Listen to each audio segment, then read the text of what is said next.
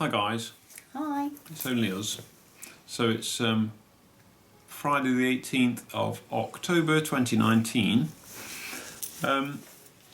Teresa and I have been sat here for a good 15-20 minutes trying to figure out sort of how to do this video, because this letter is very long-winded, isn't it? Yeah. It's very long-winded. So we've sort of read through it in detail and scanned through it, and we're just going to like interpret it best we can, because it goes on about my history quite a lot. So it talks about in 2007. I'll just read this bit to you because it's quite interesting. The history is quite interesting. You know his history very well. He had recurrent transverse myelitis first in 2007 with sensory symptoms in the feet, and at the time he was seen by Dr. Whiteley, who wanted to obtain an MRI, but Mr. Bradley was a bit apprehensive of doing this. I'd never had an MRI. Didn't like the idea of going in a tunnel scanner, really.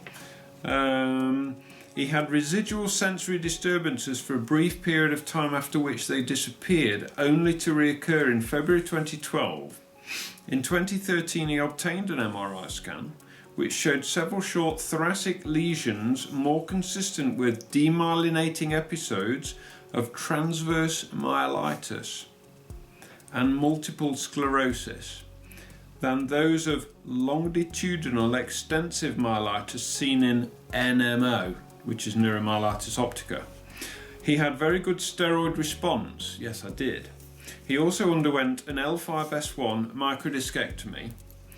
In March 2019, this year, he developed optic neuritis with blurring of vision in the right eye, confirmed by the doctor, consultant, ophthalmologist, and also with evoked potentials. Okay, so the majority of this letter is pretty much a load of medical waffle, isn't it? Yeah, waffle. That you could delete a lot of it. And I don't want you to fall asleep while I'm reading it. I really don't. In fact, I've just had to wake Teresa up as well. By the way, Donna, it's nice to see they actually got dressed today. If there wasn't such nice people watching this, I would have said a rude word. Right, okay, yeah. Sorry, dear. Have you shown them your cup? She wants to show you a cup. Isn't that lovely? I haven't got one. What did it say? Best wife? Yeah, simply the best wife. I haven't got simply the best husband. No, didn't do any. Okay, so we're just going to read this last paragraph because the rest of it's kind of just medical waffle and jargon and things. So it says, because he is possibly, this is the key point, okay? Because he is possibly at an overlap between the typical multiple sclerosis, and I had that diagnosis in 2013. An overlap between the typical multiple sclerosis and the typical NMOSD, which means Neuromyelitis Optica spectrum disorder. So they're saying there's an overlap between the two diagnoses, and they don't know which it is or what it is. The professor would favour immunomodulatory treatment. I'm actually amazed I said that correctly, all in one word. Immunomodulatory treatment done that would not treat both conditions without exacerbating a possible NMO. These would include, what do they mean by that? Are they saying that, like, because my MS nurse actually said to me a while ago, didn't she? She said that if I was treated for MS, so if I had anything like Tysabri or Ocrevus or any of the other, or Tecfidera, if I was treated for MS and I hadn't got MS, I'd got this NMOSD, Neuromyelitis Optica, it could have actually made me significantly worse, big time. Do you know what I mean? So I think that's what they're saying.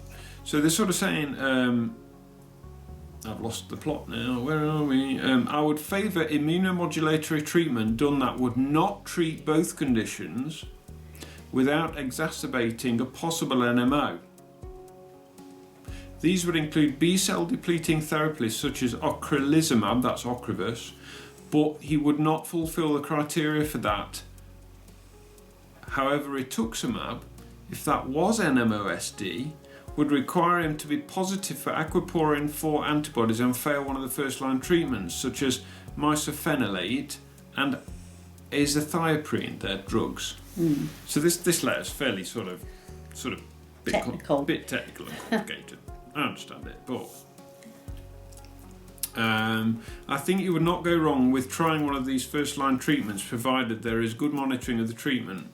He was impressed by his own responses to steroids, and one possibility that was entertained during our meeting was periodic steroids or some time until the diagnostic certainty improves. So that's quite key. Diagnostic certainty improves. So I had a chat with my MS nurse about all this. I rang her up and I said, had the letter. She'd had the letter as well. And I'm basically in this big grey area. I'm in this big grey area, this big void between multiple sclerosis and neuromyelitis optica. And they don't really know what to do with it. And yeah, in the words of my... No, they don't. And in the words of my MS nurse, I'm well and truly in the thick of that grey area. I'm between them. And it's like, to be quite honest, it's really key that I wasn't treated for MS, for multiple sclerosis, because if it is this neuromyelitis optica, I could have been massively more poorly than I am now. And to be quite honest, I can't imagine being worse than I am now. I really can't. No. When I have steroids, inflammation gets reduced and my mobility gets better and I can sustain it for a few months. And then what happens is the immune system starts to sort of come back up again, kicks in, and then the inflammation starts again, and then my mobility drops down. And that is the trend with me. That really is a trend with me. So that's about it, really. You haven't told them when your appointment is. My appointment? I've got an appointment. Yes.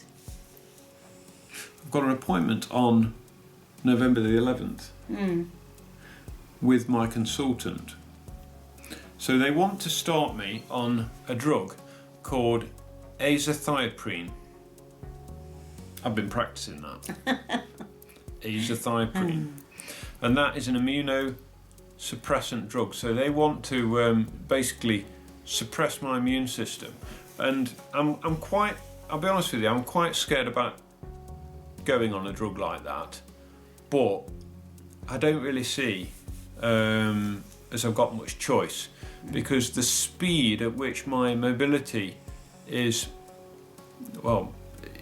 getting worse, and or should I say my disability is progressing, is quite massive actually. It really is, and I can tell that by just little jobs that I do around the house that I can no longer do or find it incredibly difficult. So the theory is, let's suppress my immune system with azathioprine. Horrible side effects, but a lot of you guys sort of say, you know, I probably won't get some of the side effects, so I'm kind of clinging on to that a little bit, because not everybody does get the side effects. Okay, some of the side effects are like hair loss. Yeah. They've got to monitor my blood like every 2 weeks, because apparently it can really mess with your liver, is that right? Mess with your liver and your kidneys. Sickness, diarrhea. But the theory is... And cancer. Yeah, there's an increased risk of cancer as well with azathioprine. Usually skin cancer. And I'd also like... I think what really worries the most is with a lowered immune system, I'm going to get opportunist infections. So it's like, you know, coughs and colds and stomach bugs and things like that, but I might not. You know, I always get interrupted by one of the phones, don't we? But I might not, you know, so I feel I've got to give it a go. Suppress the immune system, and the theory is that that will allow my body to perhaps heal and the inflammation go down a bit. So maybe after 3 to 6 months, we might see some improvement in me. Yes. We've got to have hope. I really, really do hope that, you know, well, that's all I've got, hope. Yeah. You know, so I really, really do hope that I don't get too many of these side effects, and we do see some improvement. So that would be absolutely amazing, wouldn't it? Yes. Okay, guys. Thanks for listening. If you got to the end, well done. I mean, we tried to re-record this video quite a few times because we just thought reading the whole letter just doesn't work. There's just loads of medical jargon, and it's like I had to wake Teresa up about 3 times. You're asking for it. Not scared. Cruising for a bruising. Not scared. You will be. So anyway, yeah. So if you got to the end, thanks very much. We're going now.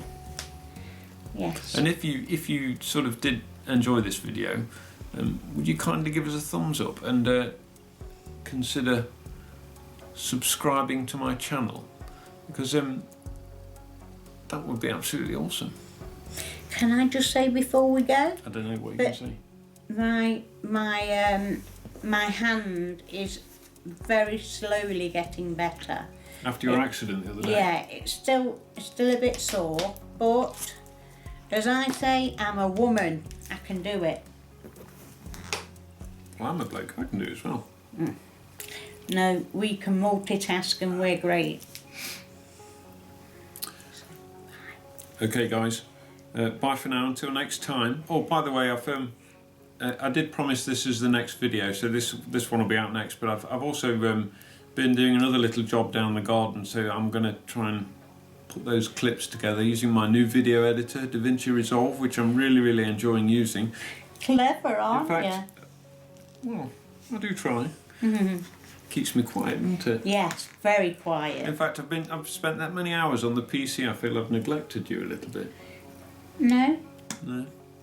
Okay, that's all right then. See you guys. Bye for now. Until next time. Yes.